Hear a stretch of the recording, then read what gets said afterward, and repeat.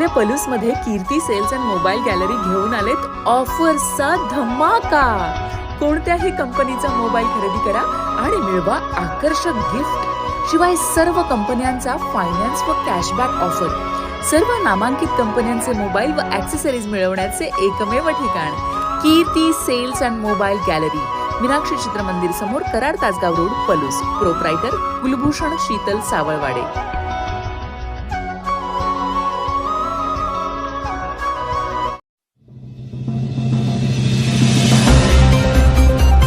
पुराच्या संकटात विरोधक घरात बसून होते। आमदार विश्वजित कदम यांचा घणाघाती आरोप।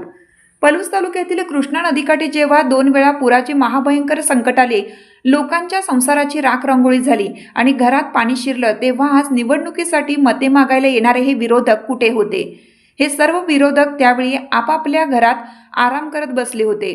अशा शब्दात आमदार विश्वजित कदम यांनी विरोधकांचा समाचार घेतला। पलूस तालुक्यातील पुणेदी येथे आयोजित करण्यात आलेल्या जिल्हा परिषद व पंचायत समिती निवडणुकीच्या प्रचार शुभारंभ सभेत ते बोलत होते। आमदार विश्वजित कदम यांनी आपल्या भाषणात पुराच्या मुद्द्यावरून विरोधकांना धारेवर धरलं। निवडणुकीच्या पार्श्वभूमीवर जे विरोधक आता तुमच्या समोर येऊन भाषणे ठोकतील, त्यांना एकच प्रश्न विचारा की जेव्हा पुराचं पाणी आमच्या घरात शिरलं होतं, तेव्हा तुम्ही कुठे होता? या संकटात ही मंडळी कुठेही दिसली नाहीत। पुराच्या भीषण परिस्थितीत केवळ काँग्रेस पक्षाचे कार्यकर्ते आणि पतंगराव कदम साहेबांच्या विचारांची माणसे लोकांच्या संरक्षणासाठी आणि मदतीसाठी रात्रंदिवस राबत होती, असं कदम यांनी सांगितलं। पुराचा प्रसंग असो वा कोरोनाचे संकट, कदम कुटुंब आणि काँग्रेस पक्ष नेहमीच लोकांच्या सुखदुःखात खंबीरपणे उभा राहिला आहे।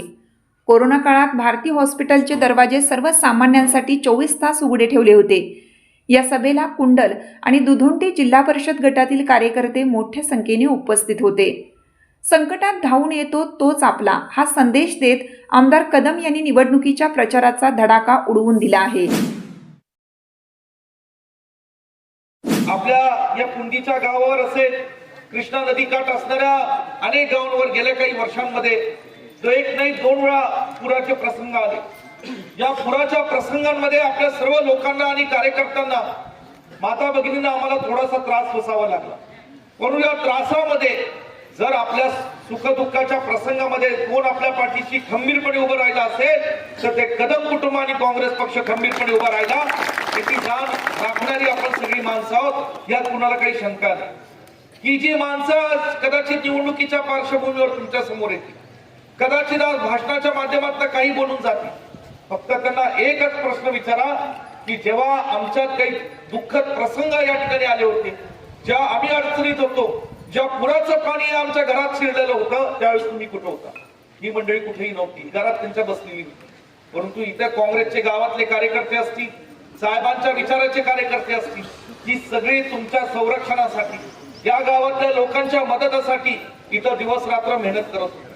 पुरानंतर कोरोनाचा कालावधी आला, तुम्ही सगळ्यांनी मला आमदार म्हणून पलूस कडेगावच्या आपल्या सर्वसामान्य लोकांची सेवा करण्याची संधी दिली।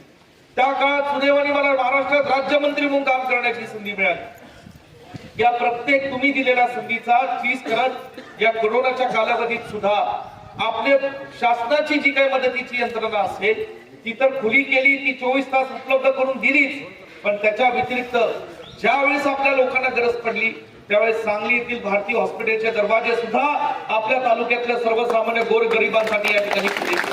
त्याला हा तालुका साक्षीदार आहे आणि म्हणून या तालुक्यातले आपले सर्वसामान्य कार्यकर्ते लोक कधी या गोष्टीच्या या ठिकाणी त्यांना विसर पडणार जाणीव ठेवली। म्हणूनच पलूस शहरामध्ये सुद्धा नुकत्याच पार पडलेल्या नगरपालिकेच्या निवडणुकीमध्ये सर्व पलूसकरांनी सुद्धा भरभरून प्रेम काँग्रेस पक्षाच्या उमेदवारांना दिलं आणि देशात आणि राज्यात असलेल्या वातावरणात सुद्धा या ठिकाणी काँग्रेस पक्षाची पतंगरावजी कदम साहेबांच्या विचाराची सत्ता आज पलूस शहरामध्ये आपल्या पलूस तालुक्याच्या राजधानी